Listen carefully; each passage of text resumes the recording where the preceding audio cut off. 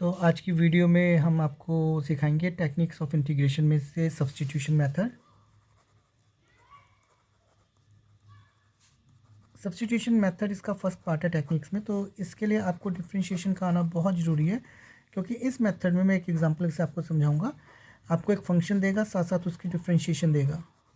तो आपको सिलेक्ट करना है कि फंक्शन कौन सा, डिफरेंशिएशन कौन सी है। जैसे कि एग्जांपल बता रहा हूँ आपको, integration sign X cos X D x. अगर मैं देखता हूँ तो साइन एक्स की डिफरेंशिएशन क्या चीज़ है, कॉस एक्स। तो मैं इसको एफ ऑफ एक्स ले सकता हूँ और इसको एफ डैश एक्स ले सकता हूँ। तो इस क्वेश्चन को करने का तरीका होता है F of X equals to T. आप इसे पुट करेंगे, इसकी डिफरेंशिएशन करेंगे दोनों तरफ, डिफरेंशिएट बोथ साइड्स। तो एफ एक्स की डिफरेंशिएशन हो जाएगी F dash X D x by D x, और टी की डिफरेंशिएशन हो जाएगी D T by D X. F dash X, ये डी एक्स ऊपर जाएगा, इक्वस टू डी टी। अब आप यहाँ मिलाइए और यहाँ मिलाइए, देखिए एफ डैश एक्स के साथ डी एक्स है। तो आपका जो ये क्वेश्चन था, एफ ऑफ एक्स की जगह टी हो जाएगा और F dash X D x की जगह डी टी हो जाएगा। तो आपको ये कॉन्सेप्ट समझ आया होगा। ये कॉन्सेप्ट बड़े क्वेश्चन को एकदम छोटा कर रहा है, इजी वे में करने के लिए बना रहा है, उसको चेंज कर रहा है। तो यहाँ पे X raise to power N वाला फॉर्मूला लगेगा, X raise to power N plus one, क्योंकि यहाँ पावर वन है, divide by one plus C, where C is constant of integration. तो I equals to T square by two plus C answer. आप इस T की जगह क्या replace करेंगे, आपने क्या पुट किया था, एफ ऑफ एक्स। तो ये हो जाएगा एफ ऑफ एक्स का whole square divide by two plus C answer. तो ये जो मैं आपको कॉन्सेप्ट बता रहा हूँ, इसमें मैं ये बता रहा हूँ कि एक आपको बड़ा सवाल है जिसे आप एकदम छोटा बना रहे हो और इजी वे में वो चेंज हो रहा है। इस मेथड को सब्स्टिट्यूशन मेथड बोला जाता है। मेनली इसमें ये कॉन्सेप्ट जो आ रहा है वो ये आ रहा है कि जब आप इसको पुट करते हो तो डी एक्स आपके पास आना चाहिए, ये वाला। मैं एक एग्जाम्पल के साथ आपको समझाऊंगा कि जैसे एक हमारे पास फॉर्मूला है integration tangent x D X. जब आप इस फॉर्मूले को सॉल्व करते हैं तो इसका आंसर आता है minus log of norm of cos X या log of norm of secant x plus सी। मैं इस कॉन्सेप्ट में आपको जो ये मैंने आपको डी एक्स बताया, ये वाला कि डी एक्स आना चाहिए साथ में एफ डैश एक्स के साथ, वो चीज़ क्लियर कर रहा हूँ। जब मैं टेंजेंट एक्स को देखता हूँ तो मैं इसको लिख सकता हूँ sine x divide by cos X D x, sine x divide by cos X D x. ये मैंने दो बार इसलिए लिखा है, मैं यहाँ पे एक बार पुट करूँगा, put cos X equal to T, क्योंकि मुझे पता है साइन की डिफरेंशिएशन कॉस होती है और कॉस की डिफरेंशिएशन साइन होती है। और इस केस में मैं पुट करूँगा, put sine X equal to T, cos X की डिफरेंशिएशन करूँगा तो minus sine X D x of cos X minus sine X D x by D x equal to D T by D x, D x of sine X cos X D x by D x D T by D X. जब मैं minus sine X D X यहाँ से D x को ऊपर लेके जाता हूँ तो यहाँ पे अपने पास डी टी बचता है, और इस केस में जब मैं डी एक्स को ऊपर लेके जाता हूँ तो cos X D x equal to D T बचता है, और sine X D x equal to minus D T. अब आप मैं कॉन्सेप्ट ध्यान से देखिएगा, यहाँ sine X into D X है, यहाँ cos X into D X है। तो जब मैं क्वेश्चन में देखता हूँ इस जगह, तो यहाँ पे साइन एक्स के साथ डी एक्स है, और जब मैं यहाँ देखता हूँ कॉस के साथ रिलेशन, तो कॉस के साथ रिलेशन में D x divide by cos x है। तो ये रिलेशन तो हमारा बना ही नहीं। अगर रिलेशन ये बनता D X upon cos x तो मैं इस रिलेशन को वैलिड बोलता, तो ये रिलेशन वैलिड नहीं है। तो हमारे लिए रिलेशन कौन सा वैलिड रहेगा, sine X D x equal to minus D T. तो इस इंटीग्रेशन को मैं कैसे लिखूंगा, minus D T by T, क्योंकि कॉस एक्स को मैंने क्या पुट किया था, टी। ये माइनस बाहर जाएगा, D T by T, one upon T. D T की इंटीग्रेशन होती है log of norm of T plus सी, और यहाँ पे ये माइनस लॉग टी की जगह क्या आएगा, जो हमने पुट किया था cos X equal to T, log of norm of cos x plus सी। पहला आंसर हमारा आ गया इस फॉर्मूले का। और ये माइनस जब पावर ऊपर जाएगी, क्योंकि यहाँ पे लॉग इसको एम लॉग एन की तरह यूज़ करेगा, तो ये हो जाएगा लॉग कॉस एक्स की पावर माइनस वन प्लस सी, और माइनस वन इसको डिवाइड में ले जाएगा तो ये हो जाएगा लॉग सीकेंट एक्स प्लस सी, क्योंकि one upon cos x secant x होता है। तो आपको मैं इस कॉन्सेप्ट में यही बताना चाह रहा था कि एक फंक्शन की डिफरेंशिएशन दूसरा फंक्शन हो सकता है, यहाँ पे दूसरे की पहली भी हो सकती है, पर मुझे जो कॉन्सेप्ट पता लगेगा वो यहाँ से पता लगेगा कि मुझे sign X D x use करना है या cos X D x use करना है। मैं कॉस एक्स इन डी एक्स यूज़ नहीं कर सकता, क्योंकि यहाँ पे जो क्वेश्चन है वो D X upon cos x है, इसलिए मैंने इस क्वेश्चन को वैलिड नहीं बोला। मैं आपको इसमें एक और बता रहा हूँ, आपको क्वेश्चन इस तरह से भी हो सकता है। मैं एक सिंपल से एग्जांपल लेके बता रहा हूँ। log x divide by X D X, मैं बोलूँगा put log x equals to T, क्योंकि मुझे पता है log x की डिफ्रेंशिएशन 1/x होती है। जब मैं इसकी डिफ्रेंशिएशन करूँगा, log की differentiation 1/x dx by D X equals to D T by D X, cross multiply करेगा 1/x dx equals to D T. तो ये वैलिड है क्योंकि यहाँ dx/x है। अगर मैं इस क्वेश्चन को ध्यान से देखता हूँ तो ये बनता है 1/x dx। कोई फ़र्क नहीं पड़ा, मैंने log x को अलग लिखा और जो डिवाइड में x है उसको 1/x इंटू डी एक्स लिखा। तो ये कॉन्सेप्ट आपका dt हो गया। तो i equals to 1/x dx, ये dt, और log x किसके बराबर हो गया, t। तो यहाँ पे वही t की पावर n वाला फॉर्मूला लगेगा, 1 + 1 divide bye 1 + 1 + c t² / 2 + c, और t की जगह क्या आएगा, हमने पुट क्या किया था, log x 1/2 log x का होल स्क्वायर प्लस c। अब मैं आपको एक कॉन्सेप्ट और बताने लगा हूँ कि अगर हम सब्स्टिट्यूशन मेथड यूज़ करते हैं तो उसमें हमारे को ज़्यादा से ज़्यादा फंक्शन को इकट्ठा करना होता है जिसे मैं पुट कर पाऊँ। जैसे एक एग्जांपल है x/√1 + x² dx। अगर हम x² की डिफ्रेंशिएशन करते हैं तो हमें क्लियर पता है, पहले पावर आगे 2 - 1 dx by D x, dx से dx cancel, dt by dx, दोनों तरफ मैं डिफ्रेंशिएशन करूँगा तो 2 × x equals to D T by D x, D x ऊपर जाएगा dx और dt बाई 2 मल्टीप्लाई वाला डिवाइड में जाएगा। अब आप चेक कीजिए x dx, तो हमारे पास कॉन्सेप्ट बन रहा है। जब मैंने x² को पुट किया, अगर मैं x² की जगह 1 + x² को पुट करता t, तो 1 की डिफ्रेंशिएशन 0, x² की differentiation 2x dx by dx equals to dt by dx, 2x cross multiply, 0 खत्म हो गया, 0 + 2x 2x equals to dt, और x dx equals to dt by 2। अब जब मैं क्वेश्चन को देखता हूँ कि x² को पुट करने पर भी t आ रहा है और 1 + x² को भी पुट करने पर t पुट करने पर same to same x dx dt by 2 आ रहा है, सेम कंडीशन यहाँ आ रही है, तो मेरे लिए फेवरेबल कंडीशन कौन सी रहेगी इसमें सबसे ज़्यादा? तो मैं इसको फेवरेबल कंडीशन नहीं बोलूँगा, मेरे लिए फेवरेबल कंडीशन ये रहेगी, क्योंकि यहाँ हमने ज़्यादा से ज़्यादा जो आपका फंक्शन है उसको पुट करके ख़त्म कर दिया है और हमारा सवाल और छोटा हो गया है। x dx हो जाएगा इस केस में dt by 2 into 1/√t। Under root इसलिए कि मैंने अंडरूट को पुट नहीं किया है, मैंने सिर्फ 1 + x² को पुट किया है। अगर मैं खाली x² को पुट करता तो मेरे पास फिर इंटीग्रेशन 1/√1 + t बचता, जो सॉल्व करना मेरे लिए थोड़ा और मुश्किल होता, तो मैं इजी वे के लिए √t लिया। तो यही आपके लिए सबसे ज़्यादा फेवरेबल कंडीशन रहेगी। तो i इक्वस टू 1/2 बाहर, t की पावर ऊपर जाएगी -1/2 dt, i equals to 1/2 t की power n + 1 divide by n + 1 + c। जब मैं एलसीएम लूँगा तो 1/2 t की power -1 + 2 divide bye 2, -1 + 2 divide bye 2, 1/2 t की पावर 1/2 डिवाइड बाय 1/2, ये 2 क्रॉस मल्टीप्लाई करके ऊपर जाता तो इसे काटता, तो इसका मतलब √t + c। t आपका पास क्या था, 1 + x² + c आंसर। तो मैंने आपको इस कॉन्सेप्ट में क्या बताया कि x² को पुट करके x dx dt बाई 2 बनता है, 1 + x² को t पुट करके भी x dx equals to dt by 2 बनता है। तो मुझे ज़्यादा से ज़्यादा फंक्शन को लेना है, बड़े से बड़े को, ताकि मैं क्वेश्चन को और आसान और छोटा कर सकूं। तो मैं यही बोलूँगा कि आप x² को ना लेके 1 + x² को लें और इसे t पुट करें। ये तो मैंने आपको पहला फॉर्मूला सिखाया। अब मैं आपको और फॉर्मूले बता रहा हूँ।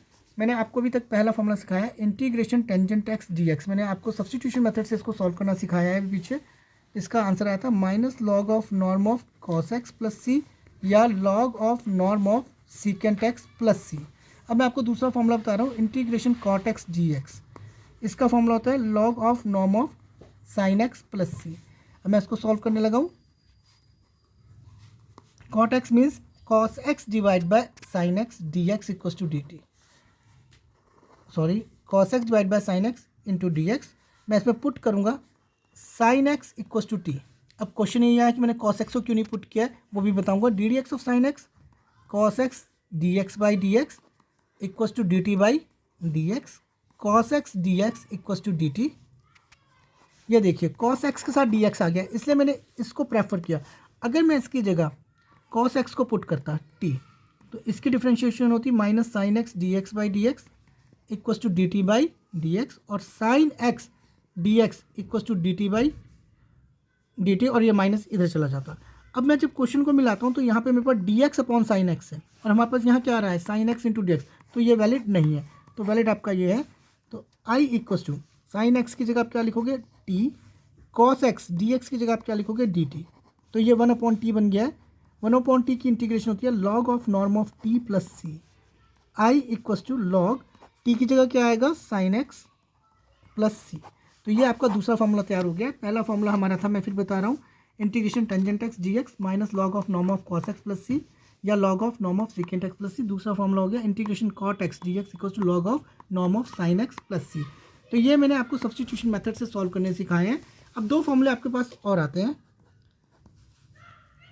Integration secant x D x, इसका फॉर्मूला होता है log of norm of secant x plus tangent x plus c. ये तो एक सिंपल सा फॉर्मूला है। अगर आप एंट्रेंस की तैयारी कर रहे हैं तो इसके लिए आप याद रखेंगे एक फॉर्मूला और, log of norm of tangent π/4 plus x/2 plus c. ये फॉर्मूला स्पेशल जो बच्चे एंट्रेंस की तैयारी कर रहे हैं उनके लिए है। और चौथा फॉर्मूला है integration cosecant x D x equal to log of norm of cosecant x minus cot x plus सी। और इसके लिए जो सिंपल फॉर्मूला, ये तो सबको याद होना चाहिए, और जो एंट्रेंस के लिए आप याद रखेंगे log of norm of tangent x/2 plus c. तो अब मैं आपको वो जो तीसरा फॉर्मूला मैंने आपको बताया था, मैं वो शुरू कर रहा हूँ, integration secant x D x log of norm of secant x plus tangent x plus सी। पहला तो ये फॉर्मूला था, या log of norm of tangent π/4 plus x/2 plus c. तो मैं इसको सॉल्व करने लगा हूँ, आपको सिखा रहा हूँ सब्स्टिट्यूशन मेथड से। Secant x D x multiplying and divide bye secant x plus tangent x. तो आई आपके पास हो गया integration secant x into secant x plus tangent x divide bye secant x plus tangent x plus D x. देखिए multiply divide करने में कोई फर्क नहीं पड़ा, क्वेश्चन कट जाएगा, सवाल वहीं का वहीं। मैं ब्रैकेट ओपन कर रहा हूँ, secant square x plus secant x into tangent x divide bye secant x plus tangent x D x. अब मैं जब ध्यान से देखता हूँ तो मुझे यहाँ पता लगता है कि इसकी डिफ्रेंशिएशन ऊपर है आपके पास। देखिए secant x plus tangent x equal to t, d d x of secant x into tangent x, d d x of tangent x secant square x, और बाहर d x by D x equal to D T by D x, क्योंकि मैं दोनों तरफ differentiation कर रहा हूँ। तो secant x into tangent x plus secant square x D x equal to D T. अब जब मैं इसको देखता हूँ, यहाँ देखता हूँ, तो ये दोनों चीज़ें मेरे पास मिल रही हैं, secant square x plus secant x tangent x into D x. तो आपका जो आई है ये हो जाएगा D t upon secant x plus tangent x t. 1/t की इंटीग्रेशन होती है log of norm of T plus C, where C is constant of integration. तो ये हो गया log of norm of t की जगह हो जाएगा secant x plus tangent x plus c. तो ये तो पहला फॉर्मूला आपका सॉल्व हो गया। अब मैं दूसरे फॉर्मूले की तरफ जा रहा हूँ जो इन टर्म्स ऑफ टेंजेंट है, जो हमने बताया था कि एंट्रेंस करने वाले बच्चों को ये फॉर्मूला जरूर याद कर लेना चाहिए। तो आई आपके पास हो गया log of norm of, secant का मतलब होता है 1/cos एक्स, टेंजेंट का मतलब होता है sine x by cos x plus सी। मैं यहाँ एलसीएम ले रहा हूँ, log of norm of cos x 1 plus sine x plus c, इन दोनों का एलसीएम कॉस एक्स और 1 प्लस साइन एक्स ऊपर आ जाएगा। अब मैं इस 1 को हाफ एंगल के टर्म में लिख रहा हूँ, log of norm of sine square x by 2 plus cos square x by 2, क्योंकि हम सब जानते हैं sine square theta plus cos square theta equal to 1। ये 10th क्लास से कॉन्सेप्ट उठा रहा हूँ। हाफ एंगल के लिए sine square theta by 2 plus cos square theta by 2 equal to 1। तो मैंने इस 1 को sine square x by 2 plus cos square x by 2 लिया। साइन एक्स के लिए मैं साइन 2 थीटा का फॉर्मूला यूज़ कर रहा हूँ, 2 साइन थीटा कॉस थीटा, और हाफ एंगल हो जाएगा साइन थीटा का 2 sine theta by 2 cos theta by 2। तो यहाँ पे हो जाएगा 2 sine x by 2 plus into cos x by 2 whole divide में cos 2 theta, cos theta 2 theta होता है cos square theta minus sine square theta, half angle cos theta equals to cos square theta by 2 minus sine square theta by 2। तो इस cos X की जगह मैं use करूँगा cos square x by 2 minus sine square x by 2। ये सारा concept मैंने use किया है, ये +1 ट्रिग्नोमेट्री और 10th ट्रिग्नोमेट्री से लिया है। तो ये हो जाएगा cos square x by 2 minus sine square x by 2। जब मैं यहाँ देखता हूँ तो मुझे a square plus b square plus 2ab मिलता है। मुझे यहाँ क्या मिल रहा है, a square plus b square plus 2ab।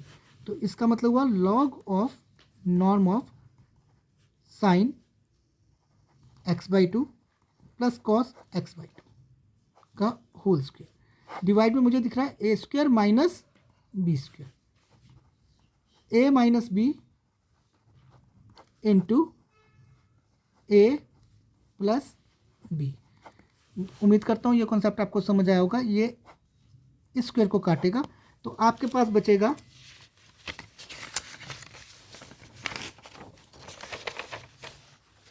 Log of norm of sine x by 2 plus cos x by 2 divide by cos x by 2 minus sine x by 2।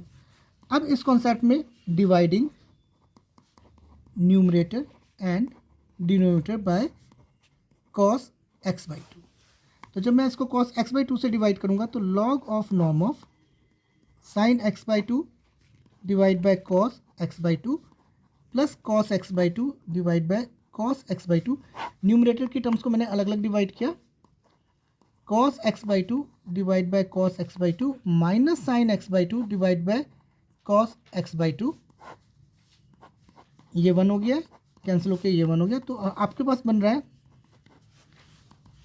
Log of norm of 1 plus sine by cos tangent x by 2 1 minus sine upon cos tangent x by 2 +1 में हमने formula पढ़ा था 1 plus tangent theta over 1 minus tangent theta equals to tangent 45 plus theta या tangent pi by 4 plus theta.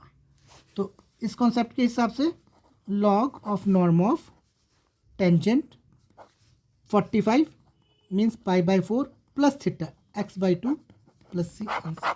तो इसलिए मैंने आपको बोला था कि आप ये दो फॉर्मूले ध्यान रखेंगे, log of norm of secant x plus tangent x plus c जो हमने ड्राइव किया है यहाँ पर, और इसी से मैंने आगे ड्राइव किया है इसको साइन कॉस में चेंज करके मल्टीपल्स का यूज़ करके log of norm of tangent pi by 4 plus x by 2 plus c. तो ये हमारा तीसरा फॉर्मूला था। अब मैं आपको इसके आगे चौथा फॉर्मूला करवा रहा हूँ। तो अब फोर्थ फॉर्मूला हो गया है हमारा शुरू, integration cosecant x D x log of norm of cosecant x minus cot x plus सी। और दूसरा फॉर्मूला था जो मैंने एंट्रेंस वाले बच्चों के लिए बोला है, log of norm of tangent x by 2 plus c. तो इसको शुरू कर रहा हूँ मैं, I equals to integration cosecant x D x multiplying and divide by cosecant x minus cot x. तो आपका सवाल हो गया है cosecant x into cosecant x minus cot x divide by cosecant x minus cot x और बाहर d x. और जब मैं ब्रैकेट ओपन करूँगा cosecant square x plus into minus minus cosecant x cot x divide by cosecant x minus cot x D x. अब मैं जो आपके पास डिनोमिनेटर है इसको पुट करूँगा, cosecant x minus cot x equals to 3 d d x of cosecant x minus cosecant x into cot x d d x of cot x minus cosecant square x और बाहर d x by D x और equals to D T by D x. मैंने दोनों तरफ differentiation किया, minus into minus plus और plus वाली term आगे आ जाएगी cosecant square x minus cosecant x into cot x और ये D x equals to D T. तो मैं जब क्वेश्चन में देख रहा हूँ तो मेरे पास ये वाला हिस्सा तैयार है, cosecant square x minus cosecant x cot x D x किसके बराबर डी टी और डिवाइड वाला हो गया टी। तो I equals to D t upon t. तो 1 अपॉन टी की इंटीग्रेशन होती है log of norm of T plus c. अब हम चेक करेंगे टी हमने क्या पुट किया था, तो टी हमने पुट किया था cosecant x minus cot x. तो आपका आई हो गया log of norm of cosecant x minus cot x plus c. तो ये पहला फॉर्मूला आ गया। अब मैं जो दूसरा फॉर्मूला बोला है कि एंट्रेंस वाले बच्चे उससे जरूर देखेंगे, अब मैं उसे ड्राइव करने लगा हूँ। I equals to log of norm of cosecant x minus cot x plus c. Cosecant का मीन 1 अपॉन साइन एक्स और कॉट का mean cos x upon sine x plus c. तो एलसीएम लेंगे, sine x LCM 1 minus cos x plus c. अब मैं multiple फॉर्मूले फिर से यूज़ करने लगा हूँ। +1 से sign square theta 1 minus cos 2 theta by 2, half angle है एक्स ओनली तो 2 पर जाएगा, 2 sine square theta by 2 1 minus cos theta. तो मैं 1 माइनस कॉस एक्स की जगह क्या यूज़ करूँगा, 2 sine square x by 2 sine square x by 2। Sine x को यूज़ करने के लिए मैं साइन 2 थीटा का फॉर्मूला यूज़ करूँगा, 2 साइन थीटा कॉस थीटा, और साइन थीटा हाफ एंगल कर रहा हूँ 2 sine theta by 2 cos theta by 2। तो इसकी जगह साइन एक्स की जगह 2 sine x by 2 cos x by 2 plus सी। और आई इक्वल्स टू 2 से 2 कैंसिल, साइन स्क्वायर से साइन एक्स बाई 2 कैंसिल, तो आपके पास बच रहा है sine x by 2 divide by cos x by 2 plus c. Sine upon cos जैसे आप सबको पता ही है, सॉरी यहाँ लॉक चल रहा है,